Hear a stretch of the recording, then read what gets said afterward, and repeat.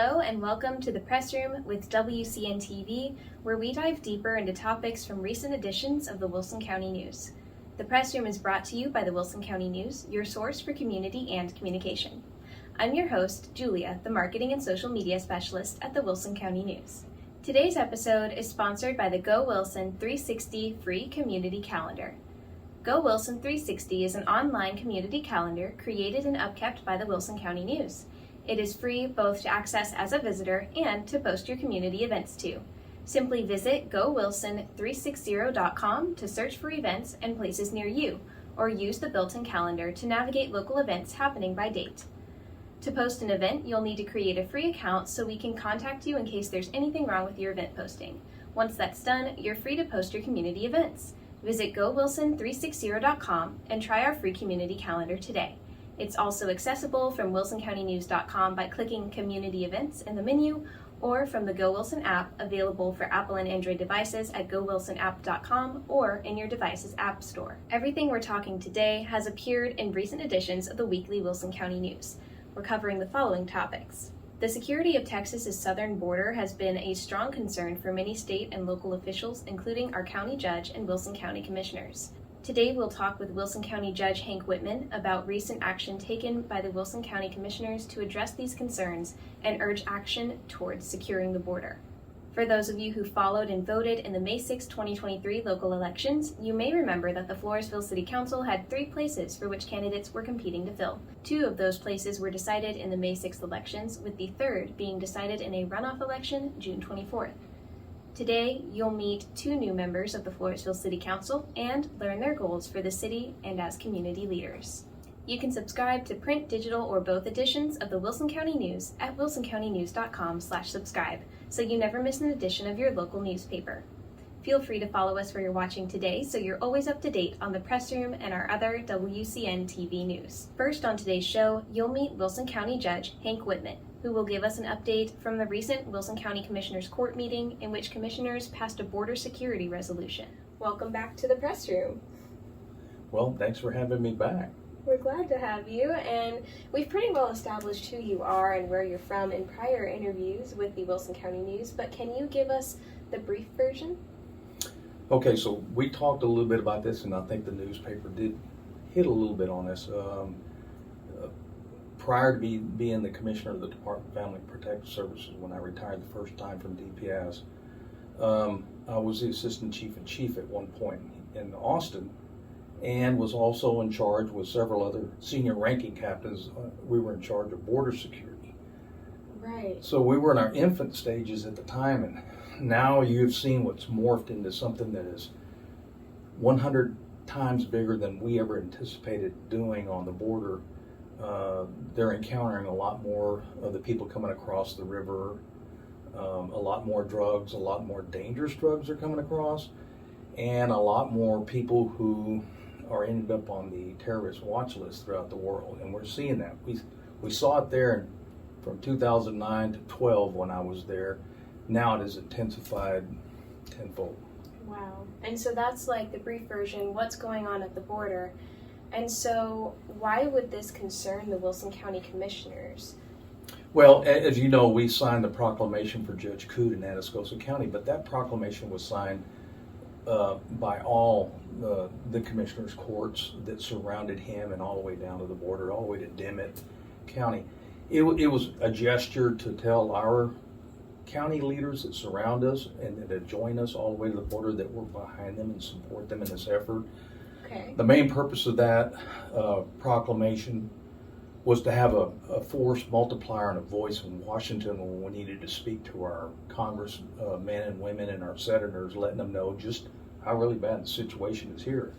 It's not just, an influx of a lot of people that are coming in from other countries, but what it's going to do to strain our entire system in the United States. Again, I want to say, like I said before, we're a very compassionate country. We should be, and we've always been throughout our history. But at some point in time, how much more of that is going to be laid upon our taxpayers to take up those services needed that otherwise for people that come into the country looking for jobs that are not really paying into the tax system, it's going to choke us up off pretty quick. Right, and so that would directly affect the lives of Yeah. citizens in Wilson County as well. That's correct. Okay, and so that said, what action has been taken up until this point to address this issue? So I'm talking prior to June 12th, when y'all met most recently, and what did those prior actions mean? All right, let's go all the way back to 2001 Okay. when we had the towers hit in the Pentagon, and also we lost our citizens in Pennsylvania in that crash. So there was a need there, and it started here in Texas that we need to start doing something to either secure our border.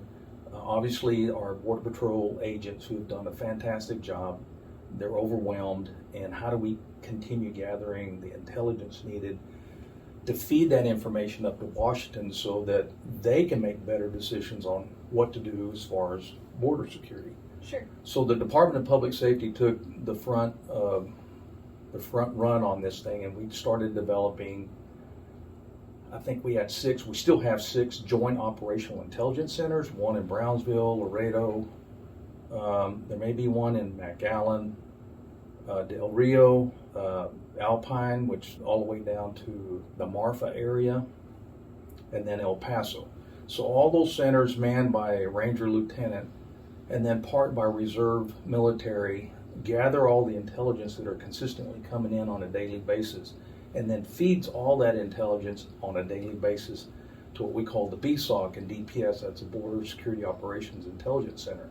So it becomes the repository for the intelligence that we then also share with our federal partners. It's been such a good success that I'm sure that program, since I've left in 2012, has really expanded more than I could ever imagine. A lot of people thought, well, why are we doing this on the border? The people that come on board the Border Patrol can hold all that or can sustain all that response time. Well, that's not true. When we developed the recon team and the other services that supported the Ranger recon team, along with our Texas game wardens, we knew that a lot of these smugglers, these coyotes bringing families over with children, with wives and little babies, we could actually watch them on cameras coming down the trails, hidden cameras. They didn't know we had put them there. But what our response teams would do was observe the families, count the children, because we knew a mile up the road or 2 miles up the road, there was no water in between. And mind you, they're taking a 100-mile trek across land and temperatures that we are actually undergoing today and on the summertime. And if we saw a mom and no children on the second camera or third camera, we knew that they were dropped off somewhere and left to die. Wow. So now we become a rescue operation to get to the moms and the children and get them to safety. They cost a lot of money. I mean, our helicopters were flying consistently. You're looking at that time was $900 an hour just to operate one of our helicopters. That's up to $1,300 an hour. That's taxpayer money. Yeah. And then to place them, to get them into medical care, they're going to go to a hospital. And that was one of the things that I had mentioned to you earlier. It's going to put a strain on our hospitals, especially when we're starting to have to treat them and no money's coming in. The federal government's having to support those medical services for those that enter our country illegally. Absolutely. And so now that we've gotten kind of an overview of what's been going on statewide, what has the county done, even as recently as June 12th, to address the issues, and what does the resolution that y'all approved mean in practice? So when the operation started in 2009, it was still ongoing after 2001. The Governor Perry at the time, through grant money, we implemented what we call Operation Border Star. Okay. And that was about $22 million worth of money that was overseen and administered by the Texas Ranger Division to support our 16 local our border sheriffs. So there's 16 sheriffs along the border. That money went to augment patrol operations so that their deputies were kept up 24/7. They're always out on the highway detecting any kind of movement coming across the border. Again, to augment, become a force multiplier with our United States Border Patrol. Huge success. Well, now that has become Operation Lone Star. So Wilson County, and if you read recent, Wilson County is part of Operation Lone Star. A lot of these counties come in, there's money provided to them so that the officers can stay on the highway and detect smugglers. Now the problem with counties like Wilson and other border counties, we're having trouble keeping deputies because nobody wants to go into law enforcement, what's happening with our atmosphere nowadays. Yeah. So the money's there to pay them their overtime and to keep them on the highway. There's just not enough men and women that want to go into law enforcement. Understandably, what's going on around the nation with the difficulties that law enforcement is going through today.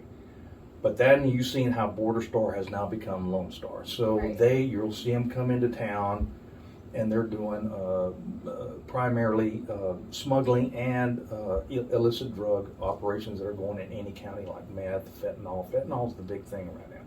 Yeah. And we need to get a grip on that because it's the only drug that I know of.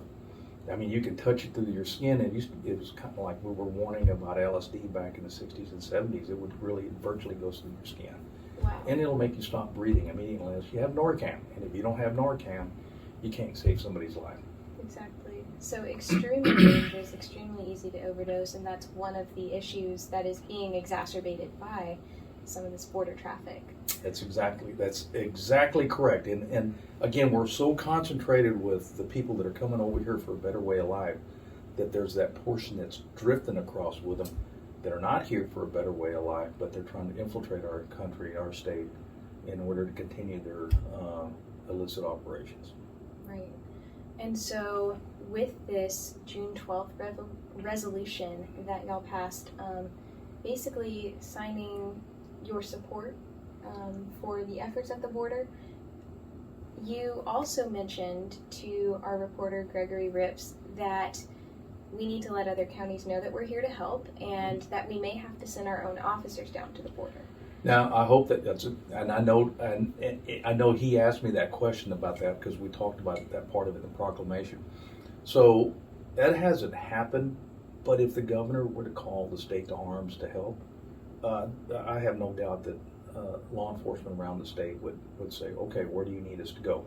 We've already had troopers from other states come down and help. A lot of them. Florida was one of them, Missouri. Yeah. And they brought their troopers down here. And while that is a good concept, and I'm not against it, I think it's great, who would be more familiar with the South Texas border than our own officers? Right. But then again, our citizens need to realize if that ever came to fruition that we were called to arms to do that, to help out on the border, what's going to happen to law enforcement here? We've left our citizens vulnerable while we're having to take care of another problem. And that's why I think Washington, D.C. needs to take note. If they don't take notice to it now, I don't know what else can be done. But yeah, we've got a bad problem, and it's going to get only worse. Wow. And so that seems very discouraging, especially with what you said about people not wanting to go into law enforcement as much anymore. So are there opportunities to go into law enforcement right now? There is a lot about, for anybody that would like to go into law enforcement, I encourage you to do that. Things will change. They have to change. Otherwise, we're not going to survive as a nation without law and order.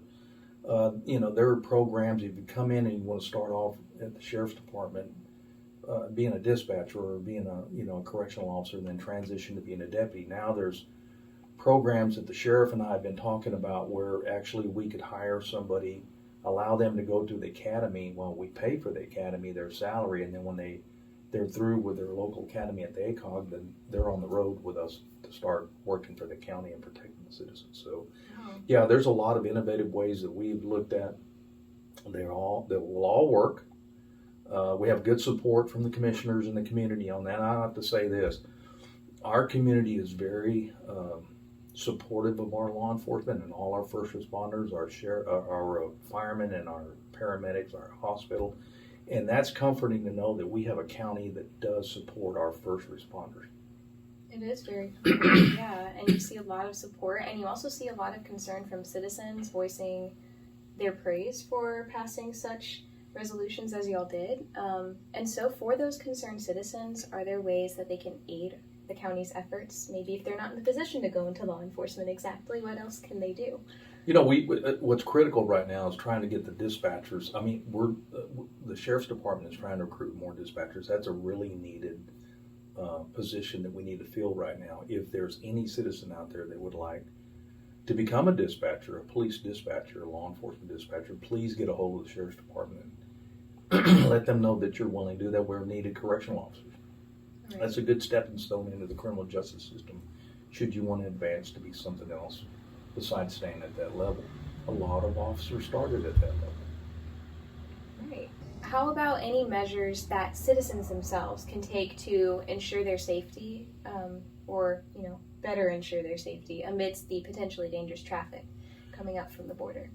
Well, I first of all, they need to all be very vigilant of their surroundings, because if they're anywhere from the parking lot, they could be at Walmart, the H-E-B, any of these folks that are not the best that are coming across, that are looking for an opportunity to steal a car, steal your money, they'll take that opportunity if you're not watching. So always be vigilant of what's going on around you. And if you don't recognize that person, then you need to stay in your car and secure yourself. Absolutely. And so another question, where can folks go to keep updated on border issues and developments from the Wilson County Judge and the Wilson County Commissioners? We plan on we're going to put out some more information on our website, but if they really want to stay up to date on that, just make sure that they go to the DPS website and they'll see what those programs are in place and what's been going on there. They have a Facebook account. You can see what's going on within our local law enforcement that combine with the troopers and the game wardens and your U.S. Marshals and your Border Patrol officers and their daily works along the border. They keep a lot of that information on there so that they keep citizens informed. I'm not sure I could really rely on the national media. Your local media is more reliable. Wilson County News, we're going to give them that information and they're going to get it out. It's going to be accurate. That's not so when it comes to the national level, because they'll start weeding some things out, especially we're in a political area right now that don't want somebody to look bad. Right. Fortunately, our newspaper here doesn't do that. They make sure that the people get the right information, and that's what we need to know.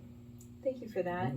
And also thank you for your time and for better helping us understand what's going on at our border and what we're doing to help and change it. Well, I thank you for having me. And again, any one of the citizens out here, by the way, you don't have to be someone that's 18 or 19 to become a dispatcher. We're in dire need of that. Remember, you're the ones that are sending the first responders, not just the deputies and the police officers, but your fire and your ambulances out to those who really need those services immediately. So I'd encourage you to please look into that with your Wilson County Sheriff's Department. Thank you.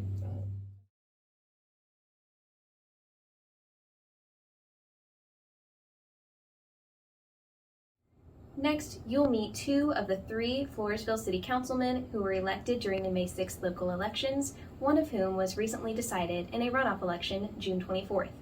We're introducing you to each new council member separately, so you'll get to know each of them a little better as they take on their new roles as community leaders. Welcome to the press room. Hi, thank you. Thank you for having me. Yeah, we're excited to meet you. Yeah. So tell us about who you are and where you're from, and if you're not from Floresville originally, how did this come to be your home community? Okay, so I'm kind of like a mix. Yeah. My parents met in Okinawa, Japan, and they got married, and I was born at Camp Lejeune, North Carolina, and then we moved to Virginia. And when my father got out of the Marines, he came back here because they separated. Oh, and so I grew up actually with my mother in Virginia, Hampton, Virginia. We're a big military family. So, and then my father's side is indigenous to this area, so I have a lot of uncles, and my grandparents grew up here, and during around I was 13 years old, I think I came to visit for the first time, and I kind of fell in love with Floresville, and I've been coming back and forth ever since. My time during the Army, I was stationed at Fort Sam and at Fort Hood because I was a medic in the Army, so I got to come back and visit and watch it grow as it from age 13 to now. It's kind of like mind-boggling how much it's changed and how some of it stayed the same. So I always knew that I wanted to probably come back and be here with my family, and that's what I did. Well, awesome. When did you make it your official home again? Probably about, I would say, 2013. is when I moved back here. Wow. So just about 10 years. Yeah, 10 years ago. Yeah, and I was in Colorado Springs before that, and my husband at the time decided to do the oil field, and my friends were leaving Colorado Springs, so I was like, I'm gonna go with family and try to go back to school for nursing. And I went to SAC for a while, but I had another child, so things go a different route. So I put myself through real estate school during COVID. Wow. And we are here we are now. That's what I have help, with my family helps me. We help each other, with the kids, and it's just been easier. And I finally bought land and a house, and so made it my forever home. That's amazing, and we're glad to have you here. Thank you. So that all being said, what led you to make the decision to run for your place on the Floresville City Council then? So it's always been a goal of mine to be more involved with the community. And so I figured that I would stick to what I'm passionate with, and I am passionate about politics, whether it be on the city level, state level, the federal level. I always felt that it was, my generation needs to get more involved, especially after being in Iraq and seeing how important voting is, and really caring. Like, you just can't let other people do the voting for you. You have to be out there and know what's happening, and to make a difference, even if it's just a small one, or even if you get someone out there that hasn't voted ever and they go out and they vote for the first time, which I experienced during this runoff and during the voting, and just that alone was like fortified you in your decision. Yeah, that's a big change. And so it was just a small goal of mine. I had gone through a lot of things at the time with my spouse, so I was like, you know what, I'm gonna put me first, and so now I'm gonna do the things I want to do. And so that's what I did, and I was like, let me run for city council. I don't know, I've applied for boards prior to, and I never got a call back or nothing, so I was always interested in serving, and I've always been a part of it, watching and going to council meetings. So I was just like, let me just mark off a goal of mine, and that's what I did. Amazing. And so, you. That all said, what does being a community leader mean to you? Why do you hold it with such importance? Well, it's crucial to, create a stronger, more connected and prosperous community. And we're seeing Floresville, as a real estate agent, I have seen, I hear the talk, and I know that the growth is coming, whether we want it or not. It's gonna happen, and it's happening. And I want to be a part of that process, because I don't want to lose what kept us all here, or what brought us here, or what made someone say, this is going to be my forever home.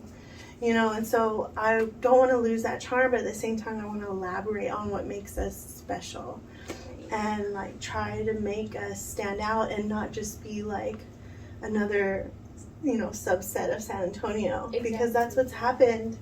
If you go all the way north or go all the way east or west in San Antonio, they've expanded all the way to Castroville, all the way to Bernie, and these become all the way to St. Hedwig. And I've seen St. Hedwig personally, and shirts explode, and I've always attributed them to be a similar city like Floresville, and I'm just worried, because I want us to stand out and also be caught up, with the growth, and make sure we're growing the city the right way. And so being a leader in your community really puts you in the position to have a say over that. Yes, I think so. And my goal is to get more people to be a part of that process. Awesome. So, and to be more, transparent with, why we're voting on this or that, or why we didn't do it this way, or I have a bigger vision for this city,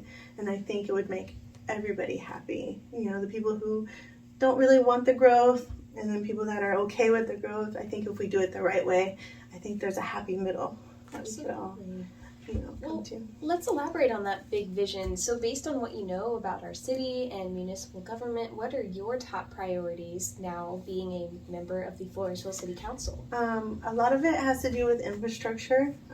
I would really like to expand on infrastructure and our roads, and our sidewalks. We were in desperate needs of sidewalks.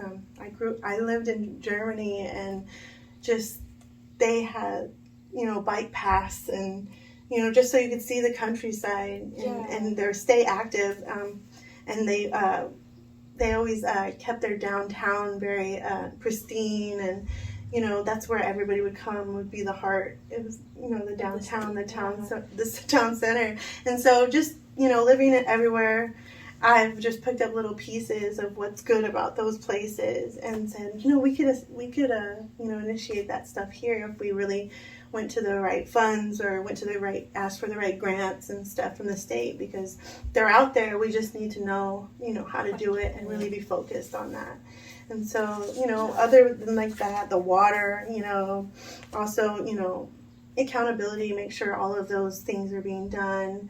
Absolutely. And that there's a timeline in which we can all be used for them. So very nice. Yeah. Very cool. And those are some really great goals for the city. I know a lot of people are going to be happy that one of your goals is sidewalks. Yes.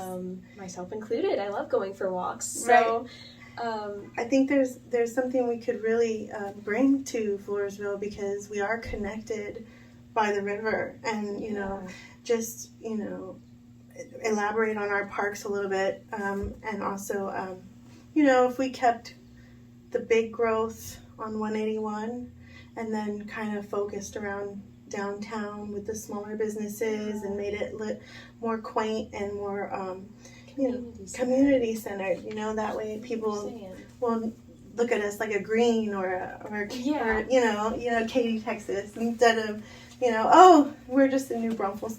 Right. I know what you mean. Yeah. Like keeping the town's history intact. Right, yeah. Exactly. That's really great goals. So how do you recommend that citizens reach out to you about their needs, concerns, or questions, or even to learn more about you and more about these goals? I'm available all the time. I am a real estate agent, so I'm a realtor. I work all the time, so my phone number is public. Right. I'm on social media. I am on Facebook. I am on Instagram. I think I'm on a Nextdoor app, which I know a lot of people have transitioned to that app, and I'm available to talk to. I'm willing to listen to everybody, no matter which side you are or what you believe in. I'm open to talking to you and listening what you have to say, and good or bad.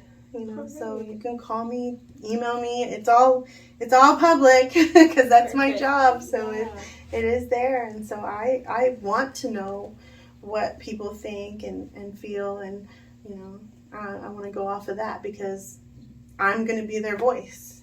Absolutely. I want to be that conduit for people to be heard. People just stopping me on the street and saying hello, and let's talk. Okay, I have a few minutes. Perfect. Yeah. All right. Well, thank you so much for your time today. I'm so glad to have met you and being able to share your story, and your new position as a community leader with our community. Yes, ma'am. Yeah, I'm excited because I want to be at service for people with my compassion and to create a positive impact for the city. I just want a community that I belong to that supports growth, and creating a nurturing environment for everyone to thrive in. Welcome to the press room. Thank you. Yeah, of course. So who are you and where are you from? My name is Beatrice Marroquin. I live in Floresville. I was born and raised here in Floresville. Awesome. I moved away after college to start my career, create a family, and then I moved back 7 years ago. Wow, that's awesome. Okay. And so what led you to make the decision to run for your place on Floresville City Council? When I moved back to Floresville, I had many citizens asking me to run. I think basically it was due to my experience. I hold a master's degree in public administration. Wow. I work with Bexar County, and I am constantly reviewing grants, contracts, budgets, and so I have a lot of expertise in the area of public administration, and I hope a lot of people here in Floresville. That's awesome. That makes a lot of sense with your past experience, like you said. Also, I would like to note I was trained in the Latina Leadership Institute. I was chosen by Bexar County, and so that institute basically is a 6 to 9 month program, and they train you to get the skill set and knowledge to be successful in your political career. So I have that as well. And then another thing that inspired me was the fact that my dad was in the city council for 12 years. So I grew up in the city hall. I saw the citizens' request. I learned how to be a public servant watching him. Yeah, you started really young. Like I tell my kids all the time, in order to see change, you have to be the change. Absolutely. That being said, what does being a community leader mean to you, and why is it important to you? It means tackling all the big issues that citizens complain about. People want change and positive change. And so I feel with the experience and the education that I have, that I can ask the questions, I can investigate the areas that are needed to be investigated as far as being transparent with the city finances. I think having the citizens' best interests at heart, and also remembering to stay professional. Right. And to keep your integrity, and also to remember that you have a fiduciary duty to maintain. Right, yeah, because it's all fun and games until... Again, too, I am a financial planner, so I'm always looking at finances and budgets and trying to create cost savings here and there. That's awesome, and a great goal, and certainly a huge asset to our city. So based on what you know about our city, municipal government, what are your top priorities for the city of Floresville now during your term as part of the city council? Positive change. Right, yeah. Efficient and effective city operations, cost savings with the budget, locate grant funding, and also help create programs to serve the gaps in the community. Absolutely, and so it seems like you'll be applying your expertise, your experience in those areas, and bringing it all back to Floresville. I do a lot with nonprofits in Bexar County, and so I'm always looking for ways. If the government cannot provide, then we look for other resources with nonprofit organizations. Absolutely. This all being said, the last question I have for you is, how do you recommend that citizens reach out to you about their concerns, needs, or questions? I can be reached by phone, email, text, social media. I have a Facebook political page. I get a lot of questions. People send me messages, but I'm always available, whether it's late at night, weekends. Feel free to reach out to me at any time. Awesome. I am very honored to represent the city of Floresville, to maintain integrity and professionalism, and to also look out for the best interests of our citizens. My main duty is the welfare of the public, to include administration, protection, and maintenance. Thank you. Of course. Thank you for your time. That's all for today, folks. Thank you for tuning in to the Press Room with WCN-TV, brought to you by the Wilson County News. For more information about anything we mentioned on today's show, see the May 9th, June 20th, and June 27th editions of the Wilson County News, or visit wilsoncountynews.com. You can also find articles corresponding to each topic discussed today in this video's description. Thank you to the Go Wilson 360 free online community calendar for sponsoring today's episode of the Press Room. GoWilson360.com is a free online community calendar provided by the Wilson County News, where locals are invited to create an account and submit their community events to the calendar for free. The website, GoWilson360.com, is free for anyone to browse and find fun, upcoming local events, or post your own. Visit www.gowilson360.com now to check it out. If you have any questions, call 830-216-4519. Remember to follow us for your watching so you never miss an episode, and consider subscribing to receive the print or digital editions of the Wilson County News each week. You can find more news or subscribe at wilsoncountynews.com, or download our app, Go Wilson, to receive updates from our newsroom at your fingertips. The app is available for Apple and Android devices at gowilsonapp.com. We hope you'll tune in next week for another episode of The Press Room. See you then!